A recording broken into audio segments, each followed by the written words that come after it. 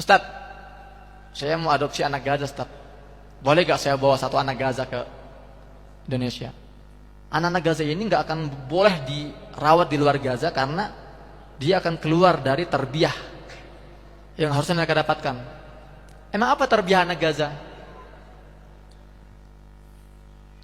Jadi di Gaza ini, Pak, cara mentarbiyahnya itu sudah bukan tarbiyah teori. Edukasi itu bukan edukasi teori. Bukan sekedar wacana, bukan sekedar hipotesa, bukan. Tapi sudah tarbiyah maidaniyah, edukasi lapangan di sana itu.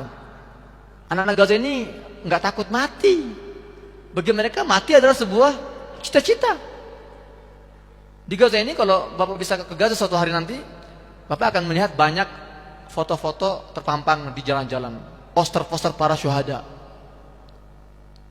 Satu keluarga itu bangga kalau punya syahid itu, pajang fotonya untuk mengingatkan pada anak-anak mereka, inilah kebanggaan kita, kemuliaan kita, para syuhada. Jadi anak-anak sana itu memang teredukasi oleh hal seperti ini. Kedua, di Gaza ini, Pak, banyak gerakan sayap militer. Jadi yang sekarang sedang bertempur melawan Zionis itu bukan Hamas. Salah ini kalau orang mengatakan Hamas. Hamas ini partai politik, ya, isinya para politisi. Ada yang mengatakan Ismail Haniyah ini orang berjuang, dia malah kabur ke Qatar. Lah, Ismail Haniyah ini politikus, politisi, bukan militer. Sama aja kita mengatakan ini Pak Jokowi kok kabur sih, orang kita lagi berjuang juga tentara lawan Jepang misalnya gitu kan. Soekarno kemana Soekarno? Kenapa Pak Soekarno nggak turun melawan penjajah? Karena Pak Soekarno bukan militer, Pak Soekarno adalah politisi. Hamas ini partai politik, Fatah ini partai politik. Setiap partai politik di Palestina itu punya namanya sayap militer. Sayap militer inilah yang sedang bertempur hari ini. Sayap militer gerakan Hamas namanya Brigade Izzuddin Syuhada, Brigade Syahid Izzuddin Al-Qassam. Siapa juru bicaranya? Abu Ubaidah.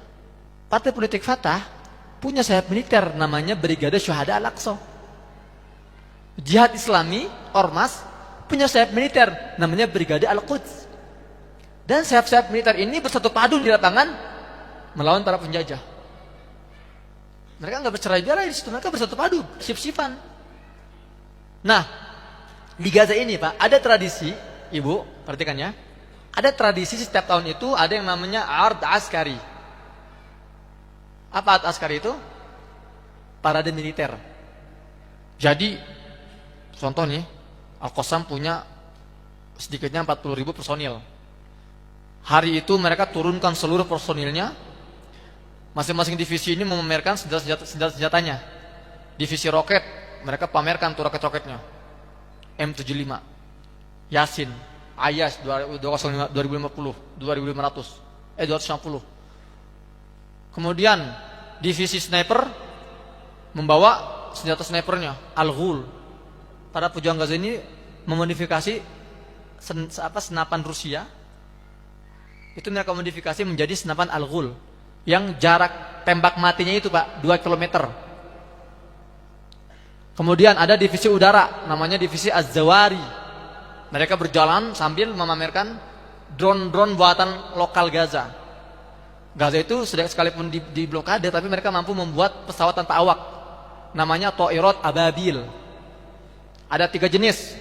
Ada yang tugasnya untuk mata-mata mengambil data. Ada yang tugasnya untuk melemparkan roket. Ada yang tugasnya untuk intihariyah, bunuh diri, terbang, nabrakin diri. Ada lagi divisi misalnya pasukan amfibi. Ada itu. Dengan pakaian militer amfibi mereka tuh. Ikut parade militer. Jadi masing-masing divisi ini ya membawa senjatanya untuk dipamerkan. Parade, namanya juga parade kan. Siapa yang nontonin parade ini? Anak-anak Gaza. Jadi mereka tuh dari kecil sudah diperlihatkan, inilah superhero kalian, pahlawan-pahlawan kalian. Enggak kayak kita di Indonesia. Nah, siapa superhero kalian? Spiderman, bener gak Pak? Iron Man, terbang. Itu superhero hayalan. halusinasi. Tapi kalau di Gaza ini mereka disuguhkan pahlawan yang benar-benar bisa mereka sentuh, bisa mereka ajak bicara, bisa mereka capai. Jadi wajar anak Gaza ini dari kecil itu sudah begitu ininya. Suatu hari nanti saya akan menjadi seperti mereka. Ya, karena mereka diedukasi, ditarbiyah langsung oleh senior-senior mereka. Bayangkan kalau anak-anak Gaza itu diadopsi keluar Indonesia, pulang-pulang jadi TikToker tuh. Ya Allah, gimana mau lawan penjajah gitu ya?